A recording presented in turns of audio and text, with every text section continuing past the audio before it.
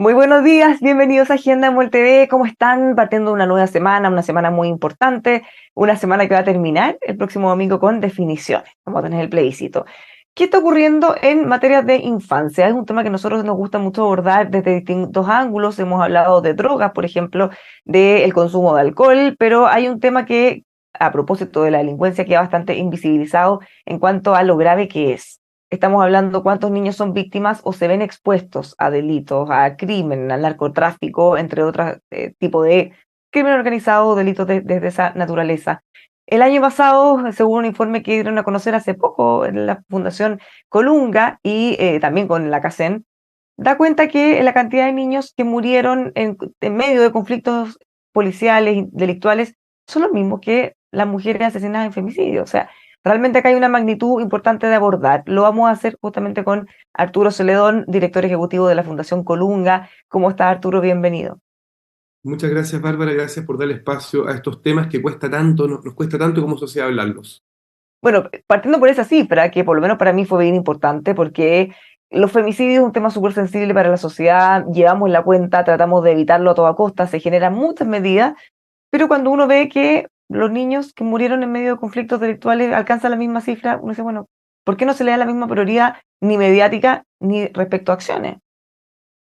Sí, quizás, bueno, primero mencionar de que estamos teniendo esta nota porque lamentablemente hace 5 días en Padre Hurtado hubo un evento desolador, que es la muerte de un niño de 5 años en el medio de un baleo a una vivienda. Entonces, primero, nunca olvidar esa vida de Anthony, que fue sesgada, que hay una familia que está destruida y que es algo que es desgarrador e inaceptable como sociedad. Y después, claro, lo que tú mencionas, esa cifra, si bien este caso es muy mediático y nos tiene hablando aquí de eso, y eso está bien, es algo bastante común y frecuente en Chile. El año pasado 54 niños y niñas fallecieron en medio de eventos delictuales de distinta naturaleza, y esa es una cifra oculta, olvidada, que no queremos ver ni mirar. Y nos tiene que preguntar qué nos está pasando como sociedad, qué está pasando con nuestro modo de relación, que niños y niñas están falleciendo producto de balas que ya no son locas, son balas de ajusticiamiento. En eso quizás, Bárbara, contarte, en el informe que hicimos de niñez y pobreza del Observatorio Niñez de Fundación Colunga, abrimos la CACEN desde la perspectiva de la niñez, cosa que nos cuesta, y en esa aparecen cifras complejas. 530.000 niños de nuestro país están sometidos, que es casi el 11%, están expuestos a violencia o tráfico de drogas de forma frecuente y cotidiana. 530.000 niños, eso es muchísimo. Y cuando uno lleva esa cifra a hogares que están en contexto de pobreza, esa cifra sube al 18%, o sea, sube del 11 al 18%. Por lo tanto, efectivamente, el caso de Anthony, insisto, es una tragedia, pero es una realidad cotidiana a la que están expuestos miles de niños y niñas de nuestro país. Y no Esa es la debiera. parte, claro, esa es la parte más dolorosa porque en el fondo Anthony fue el que recibió la bala, pero hay muchos otros que le pasa por el lado y que es igual de traumático, o sea, no, claramente tiene un desenlace distinto, pero es difícil, casi imposible pensar que ese niño va a tener una vida normal, no va a tener problemas para socializar y para generar todo lo que viene hacia adelante en ese contexto. Si mostramos los contextos en que vive, en que la sociedad está permitiendo que niños nazcan y crezcan, no tiene que extrañarnos tanto historias como las de Anthony. Nos sorprendemos ahora porque esto no está en los medios, no está en lo cotidiano de los tomadores de decisión. Pero efectivamente no es tan extraño en los contextos vulnerables en los cuales los niños crecen y se desarrollan. Y en ese sentido, Bárbara, si uno lo piensa también, este mismo estudio nos muestra que muchos de estos niños están creciendo en contextos de abandono y aislamiento. Por lo tanto, también el riesgo de involucramiento delictual es muy alto. El año 90, cuando se empieza a pasar la CACEN, la cifra de niños y niñas que vivían en hogares monoparentales era muy pequeña, no era superior al 5%. En este momento llega casi al 40%. Y de esos, casi el 30% es en hogares mononucleares de jefatura femenina, donde se duplica o casi triplica la exposición a pobreza multidimensional. Por lo tanto, son hogares que están en una situación de mucho estrés, de mucho abandono. Imaginémonos a una madre que trabaja cotidianamente por criar a su hijo, sabemos lo difícil que está la situación económica y por lo tanto el contexto de riesgo en que crece ese niño o niña es muy alto. Ahora, a eso tenemos que sumar también un problema de delincuencia que es difícil pensar que un niño que vive en ese entorno, porque claro, en el caso de las balas es la parte negativa, pero ellos también ven lo que se asume como positivo porque claramente no lo es. La plata fácil, que es mucho más rentable, mucho más lucrativo que otras actividades que son bastante más esforzadas, en apariencia al menos. Entonces, pensar que un porcentaje de esos niños inevitablemente va a terminar siguiendo ese camino, que lo va a ver como mucho más atractivo que el difícil. Y lo importante es que no es inevitable, es muy evitable. Y esa es la labor que tenemos que cumplir como Estado y como sociedad. Y en ese sentido, eh, tragedias como la de Anthony son la punta de un iceberg que se está jugando día a día. Ese camino inevitable aparece cuando la sociedad y el Estado abandonan las comunidades. Hace unos años la OCDE, la Asociación como de los países más desarrollados, emitió un informe que mostraba que en Chile se había roto el ascensor de la movilidad social. Y ese es un ascensor que tenemos que recuperar. Al final, la educación, la posibilidad de que valga la pena ir a la escuela, y en ese sentido podemos entender las tasas de inasistencia en los colegios, la oportunidad de construir proyectos de vida llenos de sentido y llenos de vínculo, son elementos clave para que efectivamente sea una alternativa viable, es decir, prefiero tener una vida conectada con los otros, trabajando servicio, desarrollando un proyecto de vida, que una vida donde el narco y la narcocultura se parezcan caminos viables, pero de muy corto resolución y con mucho impacto y dolor social. ¿Cómo se hace eso? O sea, la pregunta más difícil, porque estamos viendo problemas en distintos frentes. Si nos vamos al ámbito educacional, tenemos problemas severos de violencia dentro de los establecimientos, de inasistencia, de deserción escolar. En algunos casos ni siquiera tienen infraestructura para asistir, para hay que hablar de él, cómo los colegios abordan la inasistencia y tratan de llevar a esos niños de nuevo a la escuela. Bueno, esto es todo un círculo vicioso. Claro, pero por eso es sumamente necesario que la sociedad ponga en el centro una mirada con foco a la niñez y que nos preguntemos qué impacto están teniendo hoy las decisiones cotidianas de los tomadores de decisión, de las empresas, del mundo público, del mundo privado, en la vida de los niños y niñas. En eso creemos que es clave no dejar abandonadas a las familias y ojalá avanzar con decisión hacia la construcción de un piso de protección social, que esa madre que trabaja día a día desde ese 40%, eh, pueda efectivamente contar con un piso garantizado de prestaciones en salud, en educación, en apoyo en salud mental, en guardería. Por eso es tan importante el programa de Salud Universal, que a nuestro país le ha costado tanto avanzar en esa conversación y esa discusión.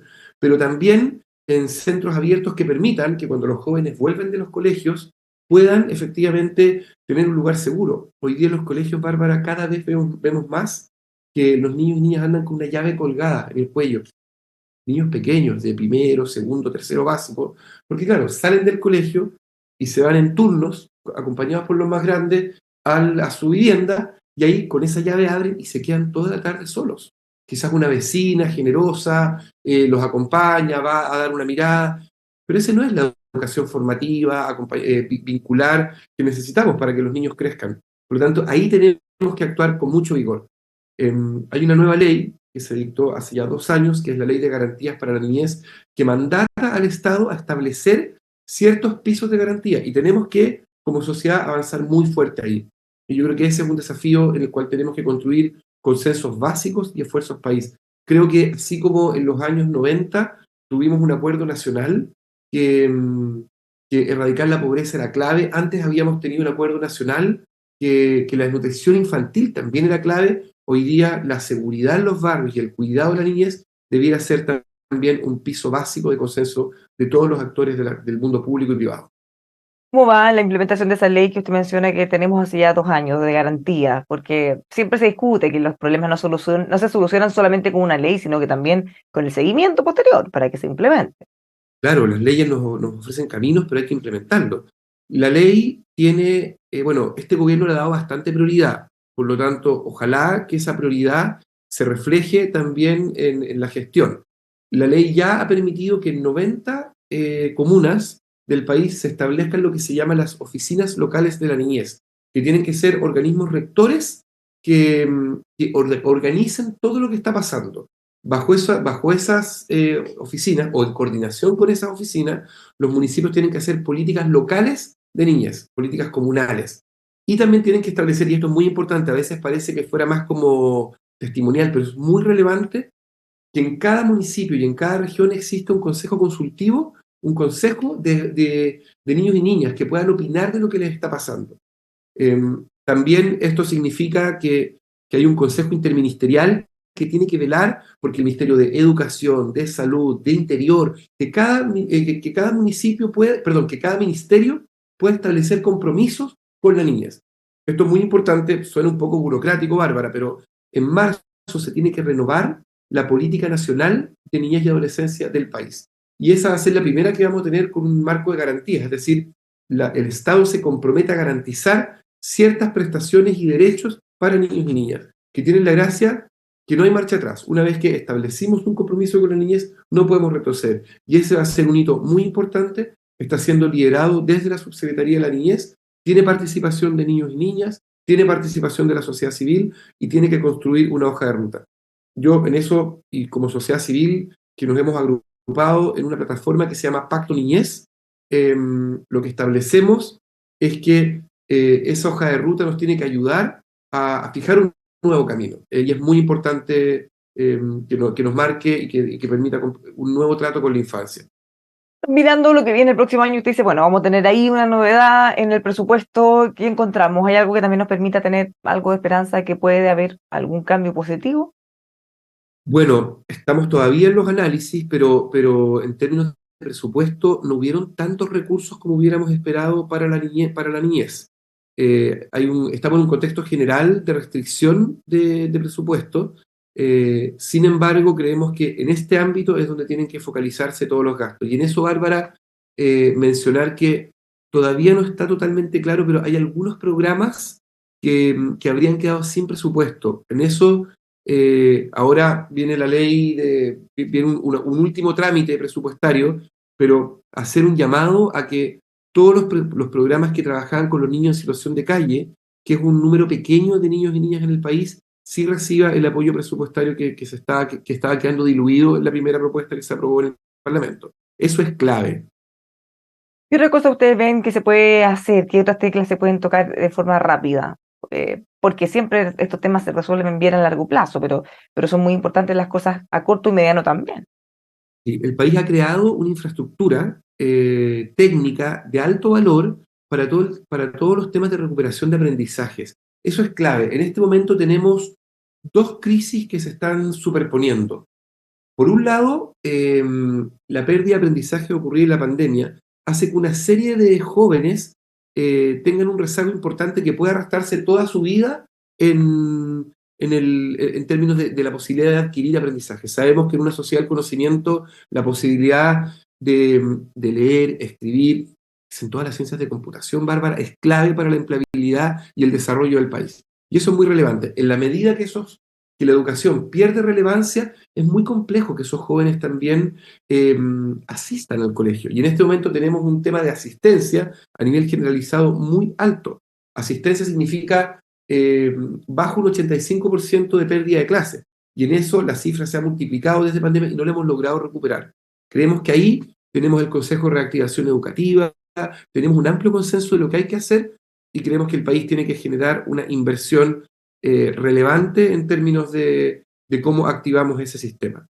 El otro punto que es muy relevante es todo lo que está pasando en Mejor Niñez. Mejor Niñez, que es el nuevo programa que reemplaza, que la verdad es que ahora tiene el nombre más apropiado, el Servicio de Protección Especializada, tiene que ser una reforma muy profunda. Ya estamos en el año 3 de implementación y tenemos que acelerar en ese camino y ahí cómo logramos generar para cada niño o niña una medida que esté de acuerdo a su interés superior es absolutamente esencial. Ahora, ¿qué de ustedes mismos, desde la Fundación Colunga, en qué están trabajando? Nosotros como Colunga trabajamos para promover el bienestar de la niñez, principalmente con dos caminos: participando en el debate público, contribuyendo a la discusión de política pública, y en ese sentido está este observatorio que acaba de aparecer. Invitamos ahí a toda la gente que le interese los temas de niñez a entrar a www.observatorioniñez.cl, en el cual van a poder encontrar data aplicada, este primer informe de niñez y pobreza, que es la apertura de los datos de la CACEN desde la perspectiva de la infancia. y también indicadores. Vamos a ir subiendo cada mes 4 o 5 indicadores que vayan generando cuál es el estado del arte en la discusión de niñez, cuáles son los datos que abre el Ministerio de Salud, el Ministerio de Educación, que a veces son difíciles de encontrar para que todas las personas que les interese puedan tomar acceso. Y al mismo tiempo, en alianza con la Unión Europea, hemos ayudado a articular una gran plataforma de organizaciones de niñez, que se llama Pacto Niñez, que propone, son más de 108 organizaciones que hemos generado una hoja de ruta de cuáles creemos que debieran ser esos pasos que permitan que la niñez cambie su situación. Y ahí hemos aprendido una cosa, hay un consenso muy claro, Bárbara, en cuanto a, uno, promover el bienestar emocional, que todos los niños puedan tener, que es el fundamento de la salud mental. Después los vínculos nutricios y de buen trato que puedan haber dentro de su familia, dentro de su entorno. Y por último, cómo generamos entornos amables, tanto en sus barrios donde ellos crecen, como en las políticas públicas, un sistema robusto de políticas públicas que permita que ningún niño crezca solo y que todos puedan acceder a desarrollar en plenitud sus proyectos de vida. Bueno, mirando justamente eso, la dificultad de los recursos, el tema de delincuencia que prácticamente se ha tomado todas las agendas, esto tiene todo que ver con eso también, porque podríamos desde la base empezar a truncar estas carreras delictuales que parten desde muy chiquititos con estos contextos tan complicados. Sí. Hay un filósofo español que se llama José Antonio Marina, que le echa la culpa a un proverbio africano, ¿no? Y dice, para crear un niño se necesita una tribu. Y eso es muy cierto. Al final, cada uno de nosotros que nos toca la suerte de acompañar en su desarrollo a un niño o niña, sabemos que está la labor que realizan los padres y madres, está la labor que realiza la familia extendida, el barrio, la escuela. Si no logramos generar en eso un contexto de diálogo, de buen trato, de cuidado, es muy difícil que el esfuerzo aislado de cualquiera de esos actores pueda tener un efecto positivo. Yo diría que todos los temas de violencia, delincuencia e inseguridad tienen que ver con un proceso muy de fondo, que tiene que ver con el deterioro de la convivencia en nuestro país y cómo tenemos que enfrentar la segregación y construir políticas públicas efectivas para que efectivamente esos niños puedan ser, uno, esos niños felices, llenos de derechos, llenos de sonrisas, pero también los ciudadanos que puedan seguir haciendo, construyendo el desarrollo del país. Arturo, finalmente, dentro de los cambios relevantes que se han hecho en estas materias, el Sename, que lo conocemos tanto tiempo, con sus residencias, con tantos problemas y dificultades, se han ido modificando, se han ido cerrando centros que en general y se había determinado que lamentablemente terminaban violando los derechos humanos de los niños por parte del Estado.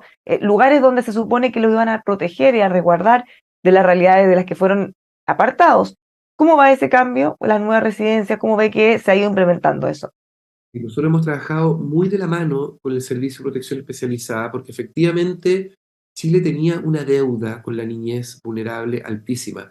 Chile tenía un requerimiento frente al Consejo Internacional de Derechos Humanos por lo que estaba pasando con los niños y niñas bajo el cuidado del Estado. Eso solo había ocurrido con las violaciones de derechos humanos en la época de la dictadura. Es el nivel de gravedad que teníamos.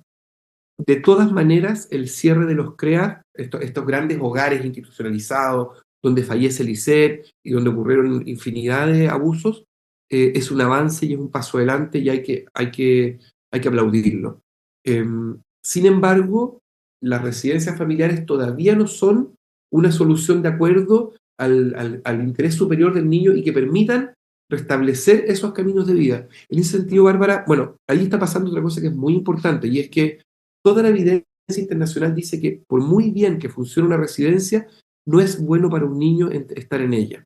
Y en eso existe otro tipo de solución que se llaman las familias de acogida, que son o familias extensas, que son familiares, o familias de personas de buena voluntad, pero también con capacidad de acoger al niño mientras su familia de origen se estabiliza y logra resolver los conflictos que está teniendo. Esa reforma en que está involucrada en este momento el Estado y en la que estamos nosotros colaborando junto con una alianza de organizaciones, con las fundaciones San Carlos de Maipo, Ilumina y una serie de otras fundaciones, creemos que es algo muy importante. Sin embargo, si uno hace, Bárbara, un cruce rápido, haciendo cifras generales entre la gente que está en mejor niñez en los hogares y familias de acogida, entre la gente que está también en los programas ambulatorios y en proceso diagnóstico, y las listas de esperas, y uno le suma a la gente que está en protección especializada, llegamos casi a 200.000 niños o niñas. que han vivido situaciones de vulneración extremas. Eso es casi el 5% de la población infantil de Chile. Estoy haciendo como englobando las cifras, pero si lo vemos como una metáfora, esos serían los niños que estarían en la UTI de un hospital. Tenemos que hacer un esfuerzo país muy serio y consistente para que esos niños y niñas no lleguen a la UTI y seamos capaces de verlos, identificarlos y escucharlos en los colegios, cuando vemos que llega un niño que necesita apoyo. Por ejemplo, que funcionen bien los sistemas cuando un papá tiene cualquier problema de salud o conflicto con la ley, que se activen dispositivos de forma efectiva, rápida, que ningún niño o niña quede en ese momento flotando sin apoyo de la sociedad, del Estado, del colectivo, que al final somos todos y todas.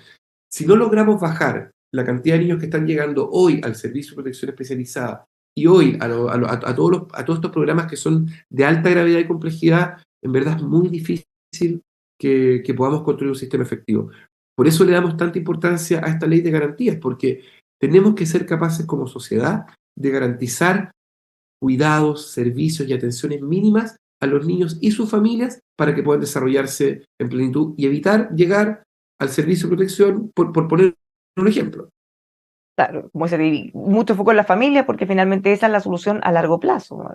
Que pueda él reinsertarse en su propio entorno y no en estas cosas que se supone que son transitorias que terminan alargándose. Ese es el primer punto, cuidado y atención que tenemos que hacer, porque al final la familia es el primer círculo de cuidado para niños y niñas, y todo lo que podamos hacer por fortalecerla y acompañarla y ayudarle en la difícil tarea y labor que es criar y permitir que crezca y se despliegue un niño o niña en esta época es esencial. Muchísimas gracias, Arturo, por conversar con nosotros estos temas tan relevantes que tienden a quedarse en segundo plano, pero bueno, nosotros aquí estamos forzados en relevar. Muchas gracias, Bárbara, por esta conversación. Igualmente. Los dejamos invitados a que sigan con nosotros aquí en emol.com.